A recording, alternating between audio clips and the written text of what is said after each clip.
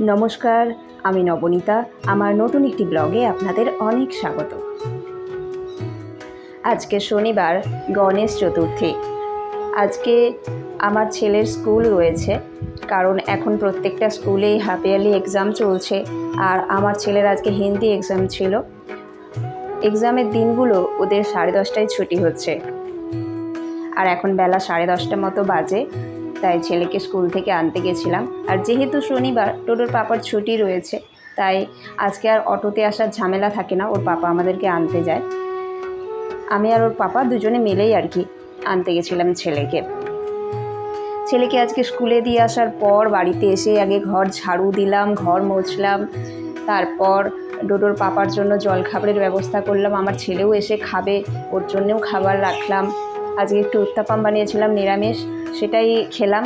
Video করার সময় একদম হয়নি আজকে, তাই ভিডিওতে দেখাতে পারলাম না। তার কারণ আজকে যেহেতু পুজো রয়েছে বাড়িতে, পুজোর বাসন ধোয়া, প্রচুর কাজ রয়েছে। তারপর দুপুরের রান্না, তো সেই জন্য আজকে আর সব কিছুর ভিডিও করার সময় হচ্ছে না। কারণ ভিডিও করে কোনো কাজ করতে গেলে কাজটায় অনেকটা দেরি হয়। আর যেহেতু পুজো 11টা থেকে, মানে পুজোর শুভ সময় আজকে 11টা থেকে বেলা 1টার মধ্যে, তাই এই সময়টার মধ্যে আমাকে সব পুজোর কাজ গুছিয়ে আবার রান্নাও করতে হবে।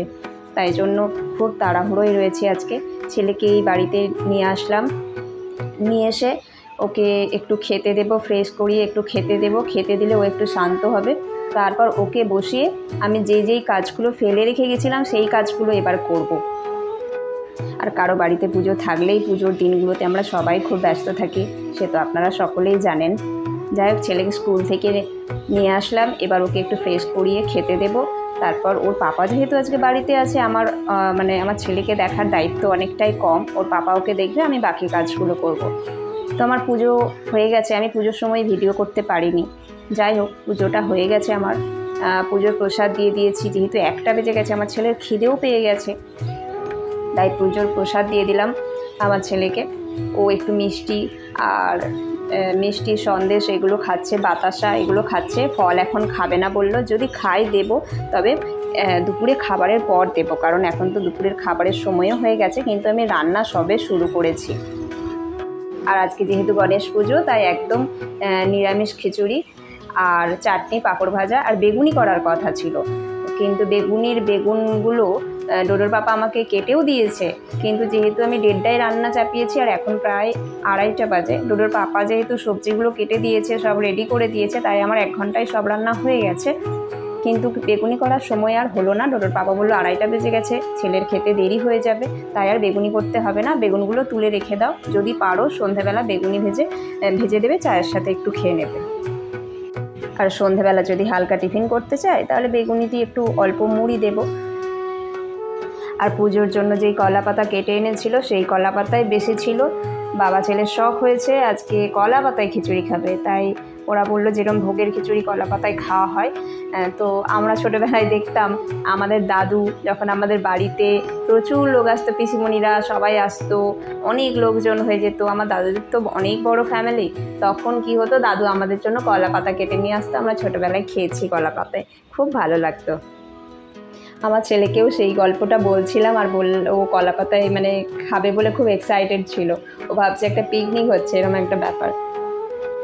আর ওকে খাইয়ে একটু জোর করেই ঘুম পাড়ালাম।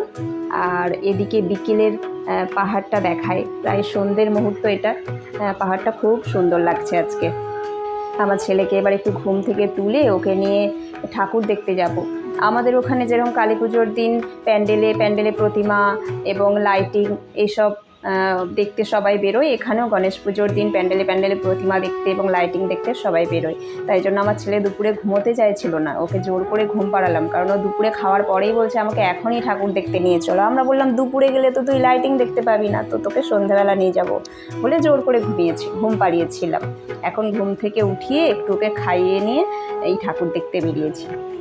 যদিও বেশি দূর যাব না, এই আমাদের ক্যাম্পাসের যেই ঠাকুর হয়েছে সেটা দেখাবো, আর সামনে টাটার কোয়ার্টারের যে ক্যাম্পাসে যেই প্রতিমা হয়েছে ওখানে দেখাতে নিয়ে যাব। ওখানে লাইটিংটা খুব সুন্দর হয়েছে। তো এই দুটো প্যান্ডেলই দেখিয়ে বাড়ি চলে আসলাম, কারণ আবার রাতে রান্না করতে হবে। আমার ছেলে আসতে চাইছিল না, ওকে জোর করেই নিয়ে আসলাম বুঝিয়ে। আর আজকে রাত্রেবেলা একটু সরু চাকলি পিঠে বানাচ্ছি।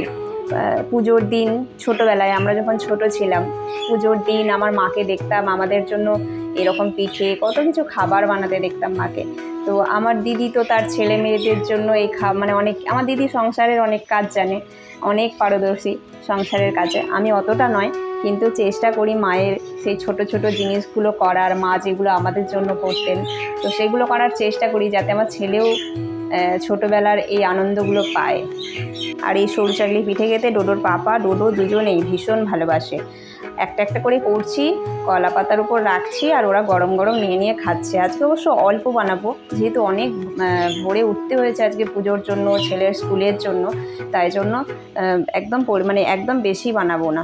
ওরা একটা একটা করে ওদেরকে করে দিচ্ছি, ওরা তুলে তুলে খেয়ে নিচ্ছে।